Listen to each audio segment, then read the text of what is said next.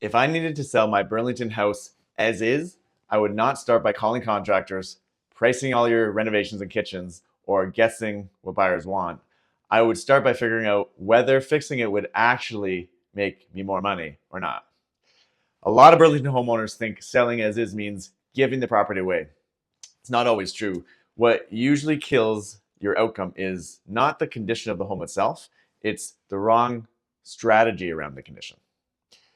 That's the real issue, and that's what happens in real estate sales all day long. Because the second any seller starts panicking about old floors or dated kitchens or unfinished work around the house, or the house that just feels tired, what most people do is they crack under that pressure. They start doing random work. They patch this, they patch that, they paint this and that. They call handyman. They price out kitchens, bathrooms, landscaping. They think about the roof, all the defects. They wonder if they should redo all this or not. And before they know it, the property that was supposed to be sold really quickly, as is, turns into a 6-week, 6-month delay, whole pile of receipts, and a whole new level of stress, and maybe even no result yet. So the dangerous part is that a lot of those repairs, they don't even change the outcome to matter, not enough to matter.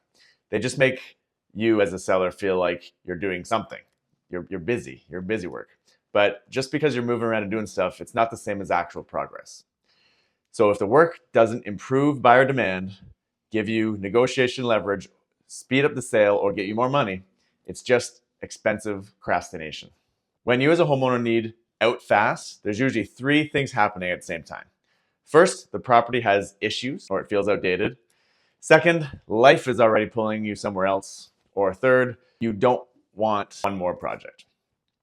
And that combination is where people make expensive decisions, wrong decisions, because once the house becomes emotionally heavy, generally you're going to stop making clean decisions. You're going to start making relief type decisions. And when you're making a decision just for relief, pain relief, they're often very poor real estate decisions. So you don't need to fix everything just because the house isn't perfect. You need to know what actually matters and what's just noise. So if I had a house in Burlington and I was selling it as is, here's the first thing I would want to know. Number 1, is this property better sold as a polished, retail, done-up product or as an opportunity for someone? That really changes everything, because some homes should absolutely be cleaned up, launched really hard on MLS, videos, all the whole 9 yards. And some should just be lightly improved, not fully renovated. And then there's some that should just be sold completely as is, because the right buyer is not looking for perfect. They're looking for that potential. They're looking for that simplicity and that speed. So that's why blanket advice is so dangerous in this regard. One seller might hear you need to renovate. Another might hear just go list it. Another hears that buyers in Burlington expect turnkey finished products. And some of that's all true, but none of this is it until a strategy is tied to your exact house, your timeline, the buyer pool, and who you're really trying to attract. And if you get all that wrong, this is where things tend to unravel. You're going to lose time, you're going to lose momentum, you're going to lose confidence, and worst of all, you're going to spend more money trying to avoid a discount and still end up taking a big hit in the end. And that's the part that you're going to hate. You're going to suffer twice. Once through the repairs, all that work, all that time, all that money, and then potentially again through the sale.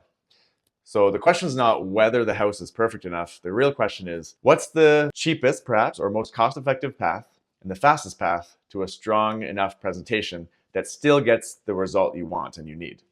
Sometimes that means doing nothing. Sometimes it means deep clean, declutter, paint, good marketing. Sometimes it's not touching the kitchen, not touching the bathroom, not wasting $1 pretending the home's something that it's not, and just doing a simple cleanup. Because buyers can tell when a seller did cosmetic cover-up work. They usually can tell that these days, and that can backfire majorly. A lipstick renovation often creates more suspicion than confidence in a buyer. And when a buyer starts wondering, where did they cut corners here? That creates a lot of issues with their price and their offer. What's underneath this, they think? What are they hiding? Now you're not in a problem, now you're not solving a problem here. You're creating a massive trust problem on top of it. So let's make this really practical. If your property is outdated, has outdated finishes or deferred maintenance, or just feels really tired, you usually have 3 main paths here. Path 1 is sell fully as is. This works best when speed matters most. The house needs too much work that you can handle, or you simply just want out cleanly, fast and simply. Path 2 is you do a light prep, clean it, declutter, maybe paint it, handle some obvious distractions, and then go launch the property for sale. That's probably the most common path. And then path 3 is you do a big full renovation before sale, which sometimes can make sense, but really only when the numbers justify it. The timing makes sense. The improvements will actually motivate a buyer to bring stronger offers. And most homeowners tend to go to that path 3 emotionally. But a lot of you should actually stick in path 1 or 2. That's where most of the best outcomes end up in. And so this is where you can easily get burned, is you can assume that buyers want that perfection, that path 3 outcome. It's not true. Many buyers want different things. Some want that turnkey finished product. Some want the upside, the speed. Some want a project in the right neighborhood, the right area. And some want a house they can make their own without paying a premium for someone else's design choices. They want to do those light finishings, or they want to do their own kitchens and bathrooms. So if you automatically renovate without thinking, you may be solving for the wrong buyer and the wrong situation. And if you solve for the wrong buyer, the whole launch gets weaker and your ability to sell it is just much, much tougher. So there's good news at the end of all this. Selling as is does not mean being sloppy. It doesn't mean being desperate, and it does not mean taking a bad outcome. It means being strategic about what matters and being realistic and ruthless about what does not. That's the main difference. Sellers who do this are much better off than the ones who throw the most money at the opportunity. They're the ones who make the clearest decisions early. They get results done. They figure it out. They know what needs to happen, what does not, who the likely buyer is, what path gets them out without turning the sale into a second full-time job. That's the game. It's not about perfection, pride, endless preparation. It's just the smartest next move.